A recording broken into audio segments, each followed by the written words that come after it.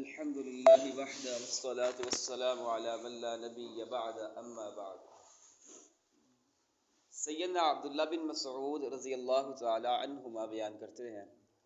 قال رسول اللہ صلی اللہ علیہ وآلہ وسلم، اللہ کے رسول صلی اللہ علیہ وآلہ وسلم نے فرمایا، کل قرض صدقہ، ہر قرض صدقہ ہے۔ سب سے پہلے تو ہمارے ہاں معاشرے کے اندر جو قرض ہے اس کی تعریف یہ ہوتی ہے کہ قرض انسان، اصل جو تعریف ہے قرض کی وہ یہ ہے کہ معاشرے کے اندر اگر کسی انسان پر کوئی مصیبت، کوئی تکلیف، کوئی اذیت یا پریشانی آ جائے اور جس کا واحد حل یہ ہے کہ اس کی مصیبت اور وہ پریشانی کسی رقم سے ادا ہو اور وہ رقم اس کے پاس خود موجود نہ ہو تو اپنے کسی دوسرے مسلمان بھائی سے اس رقم کا سہارا لے، چند دنوں کے لیے یا چند ہفتوں کے لیے یا ایک مہینے کے لیے، اور وہ رقم اپنے مسلمان بھائی کو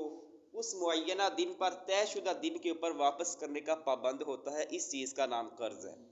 ہمارے ہاں قرض کا جو ٹرینڈ چلا ہوا ہے وہ یہ ہے کہ انسان اپنے معاشرے کے اندر اپنی شہرت کو بڑھانے کے لیے، اپنے نام کو اونچا رکھنے کے لیے انسان قرض لیتا ہے۔ یہ قرض نہیں ہے، یہ مصیبت ہے۔ اصل قرض جو انسان نے شریعت کو بتایا ہے وہ پہلا قرض ہے جو میں نے آپ کو بتایا ہے۔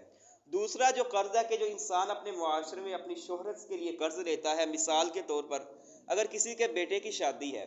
تو اس کے بیٹے کی شادی کا جو ٹوٹل خرچہ ہے وہ 5 لاکھ ہے،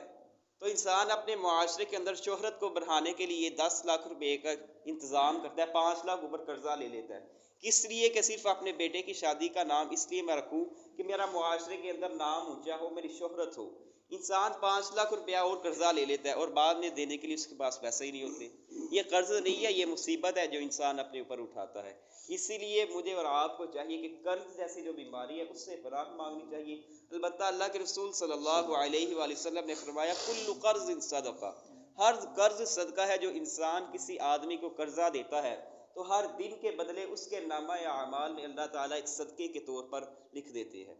سیدنا حذیفہ رضی اللہ تعالی عنہ کی روایت میں ہے کہ اللہ کے رسول صلی اللہ علیہ وآلہ وسلم نے فرمایا کہ تم سے پہلے جو مسلمان گزرے ہیں ان میں سے کسی ایک مسلمان کے پاس اس کی وفات کے بعد فرشتے گئے تو انہوں نے اس مسلمان سے پوچھا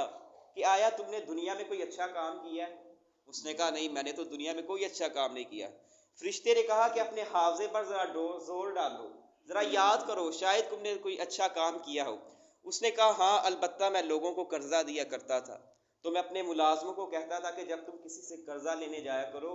اگر وہ قرضدار تنگ دست ہو کہ جو قرضہ دینے کی قدرت تو رکھتا ہے لیکن اب اس کے پاس وقت نہیں ہے، البتہ جو طے شدہ دن ہے وہ پاس آ گیا، قریب آ گیا، لیکن وہ قرضہ دینے کی اہمیت نہیں رکھتا، قرضہ دینے کی قدرت نہیں رکھتا، تو تم اس کو اس کی مہلت دے دینا، اس کی مہلت کے بعد اس سے قرضہ لے لینا۔ ہاں، البتہ کوئی شخص اگر قرضہ دینے کی قدرت ہی نہیں رکھتا، جس کو میں نے پیسے دیے ہیں، تو تم اس کے ساتھ نرمی کے ساتھ معاملہ پیش آنا، مطلب کہ اس کے قرضے کو معاف کر دینا۔ تو میرے اور آپ کے ہادی مرشد، پیشوا، رہنما، مقتدی، سید الاولین والآخرین، امام الانبیاء والمرسلین، جناب محمد رسول اللہ صلی اللہ علیہ وآلہ وسلم نے فرمایا کہ اللہ